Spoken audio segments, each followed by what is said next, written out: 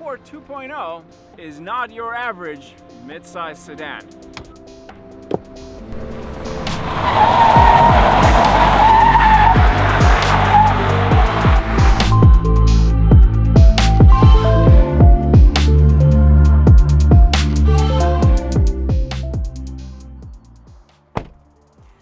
The Accord, it is probably the most drag raced car on my channel. In fact, I can't remember all the videos I've done with this, but here's what I have not done: an actual review. I have not driven this thing for a week. I've drag raced it so many times, even the manual one, which is not offered anymore, but I've never had this for a week or talked to you, my viewers, about this thing, why I think this is so special, and why are so many people obsessed with the Accord 2.0.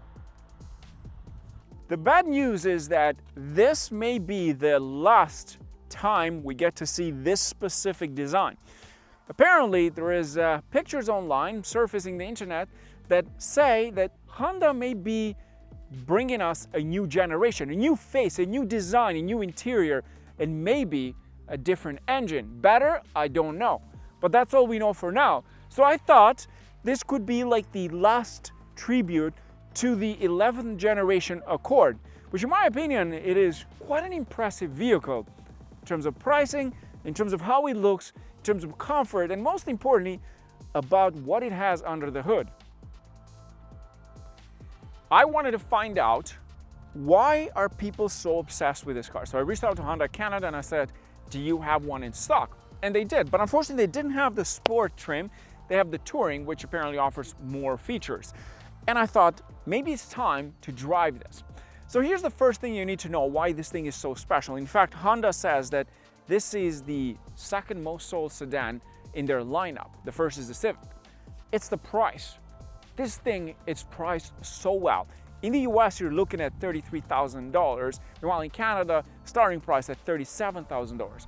That's for a mid-size sedan that offers so much.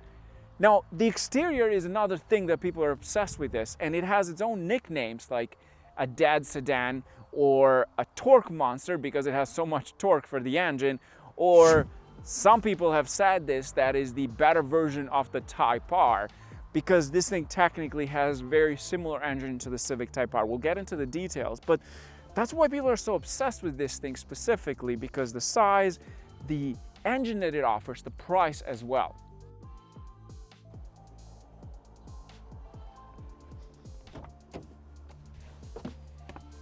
A bit of a history. The first ever Accord was actually a two-door hatchback, so it wasn't as spacious as the modern Accord.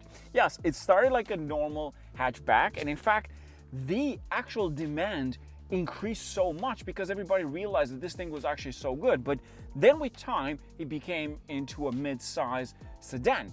And for space, this thing is quite impressive. In fact, I'm 6'2". I can sit in the back here so comfortably. It's so spacious. We have heated seats with this package. There's enough headroom, enough leg room. The center, look at this armrest, massive. You can easily fit a third person in the center, although it doesn't have to be someone 6'2" my height, but let's just say someone that is shorter than I would have an easy access to the middle seat, and then we have more seat space on that side. But overall, this thing is so roomy, and that's why it's so desirable by many family members or just people that have different family sizes. This thing, it's comfortable. You can fit a child seat in the back so nicely. It kind of like kills the need to have an SUV. In its class, this thing is the best in terms of cargo space. It has over 17 cubic feet of space in the back. I mean, just look at that trunk. That is a huge trunk. It's massive, which is very good for most people, especially if you have a family and you're traveling quite a lot. You need that trunk space. In 2018, Honda introduced the 10th generation Accord. This was much bigger and no more coupes. So throughout those years, Honda made different models. You had the hatchbacks at the beginning, you had the coupe, and then all the way to the sedan. But now the car was much larger, more roomy on the inside, a different engine as well. They brought in something special, and that's where things took off completely. Now, the problem is that from 2018 until now, people are focusing more on bigger vehicles like SUVs, three-row SUVs as well. But this one, it has survived during that time, and rightly so. It is full of tech features, is so spacious inside, amazing engine, great price as well. For example, driver's cockpit, we have lane assist, driving assist, for example, we have gap assist as well.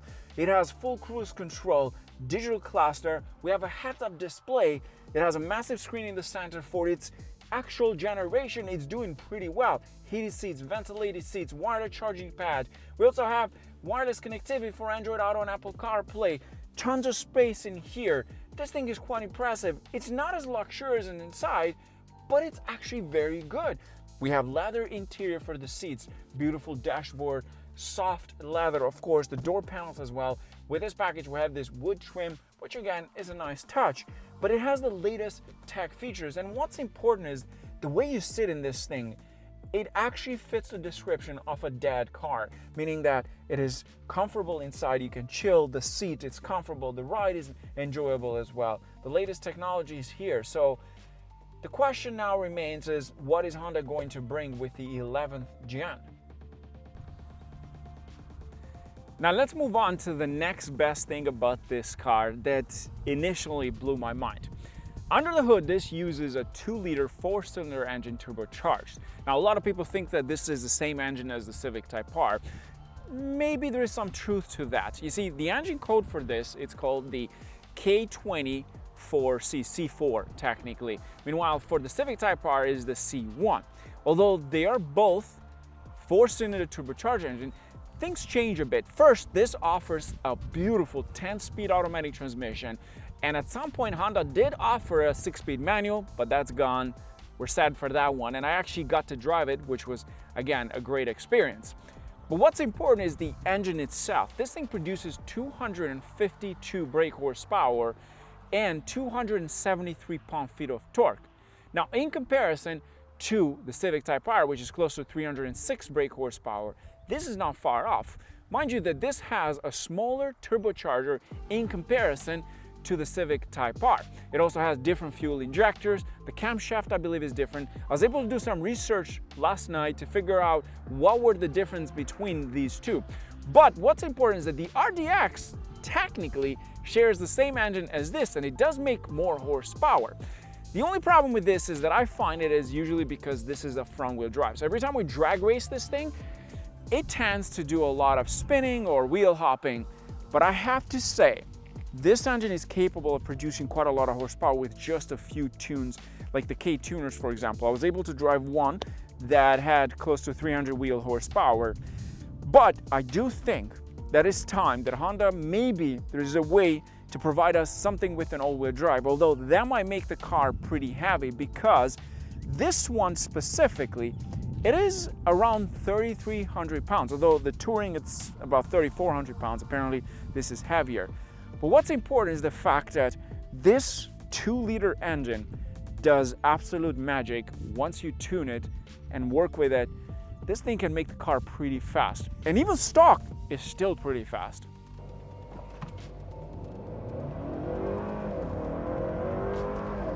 Zero to 60 in 5.5 seconds. But that's for the Touring. Apparently the Sport trim, which is lighter, does it in 5.4 seconds. That is impressive, but that's only if it hooks, because this thing spins quite a lot. And every time I've done a drag race, we do warm-ups, it spins. It has to have the right tires. But I will say this though, the one that we have for today's video doesn't have the best tires to launch it, so the launch control doesn't work as well. A couple annoying things. I can never figure out to get this thing to manual transmission. I know you can just press this and it will go, the actual pedal shift will go into manual, but then it keeps going into automatic all the time. I have one problem with this car, the 10-speed automatic transmission. If I want to drive it in manual mode, I'll just press the actual pedal shifter and it goes into manual mode and I can play around with it. The problem is that I put my foot down and it goes into an automatic mode. I can't figure out a way to do this full manual. I've tried it and it just goes into drive. It gives you a chance to downshift and then you play around it. but it still will do the manual shifting itself. So it doesn't allow you to go full manual and then let it rev all the way through. But the 10-speed, it seems like is getting lost in some way, trying to figure out a way how to get to the next gear. Too many gears, 10 speeds, there's no need for it. If this thing had an 8-speed, would be a lot better. It's so comfortable on the road, it's so spacious, it actually is bigger than it looks on the outside, in my opinion. It's bigger than it looks on the outside. That is 100%. It's such an enjoyable car. You don't have to have it in sport mode the entire time. We can just do to that, and then, or even eco mode if you want to save some fuel. And that's it. You just enjoy the drive. It's a cool car. I actually look great in this car, and I enjoy it. I really enjoy it. It's my first time having this for a full week, and it's such a different car in many ways, and it's such a sleeper too, because that's the other thing that I want to talk about. This thing is very much so a sleeper. You will never know how fast this thing is until you actually race someone that has it, or when you race it yourself. And the tuning options on this engine are amazing. You can get so much out of it. The problem is that you're constantly spinning. Like it doesn't hook as well. Now, let's talk about the 2024 model that's coming out. What I would like to see happening to this car for the 11th gen. Well, first, I hope they get rid of the front wheel drive. I'm not a big fan. I personally would never buy a front wheel drive car. It's either rear wheel drive or all wheel drive. So for me, day to day, this is not fun. Rear wheel drive, at least I can have a bit more fun. I'm not a big fan of front wheels.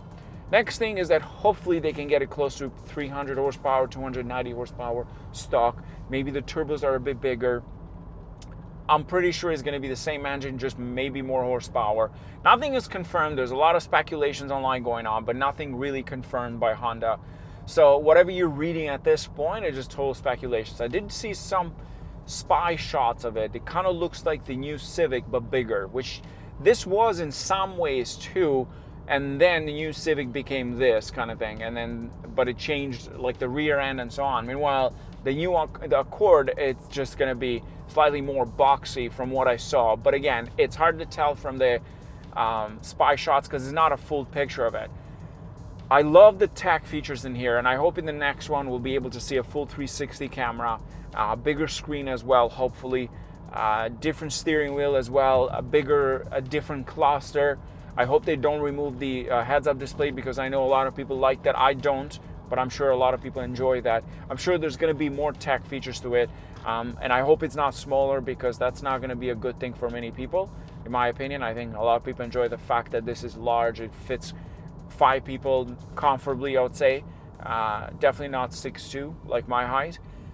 And then you have the actual trunk space, which again is huge, the biggest in its class, in my opinion, and it is in fact the biggest in its class. That's what I'm hoping I could see on this, and maybe a different transmission.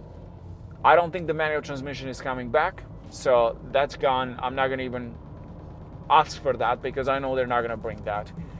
This is good but not great, and this car having a different transmission, just a bit fast shifting, hopefully, God forbid, a CVT.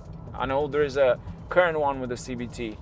I'd rather take the 10-speed than the CVT for sure. But I like the fact that the next one is going to be not EV. It's going to be a proper 4 cylinders, let's say. Maybe a mild hybrid. That's still okay, because that means more horsepower, better fuel efficiency. But I don't think it's going to be a full EV yet, which I have to give it to Honda great respect that they're continuing that 4-cylinder 2-liter engine. It could be the same, could be different, maybe bigger turbos, bigger cylinder heads. That could happen, but we don't know yet. I'm happy that I finally got to enjoy this for a full week after drag racing it so many times. I got a chance to actually experience it on a day-to-day, and I really enjoyed it. It's such a comfortable car, and again, it fits the nickname of a dad's car. Like, it's just such a cool sedan to drive around in some ways, and the price is fantastic for this, in my opinion. It's just, that's why it's done so well. That is why he's done so well.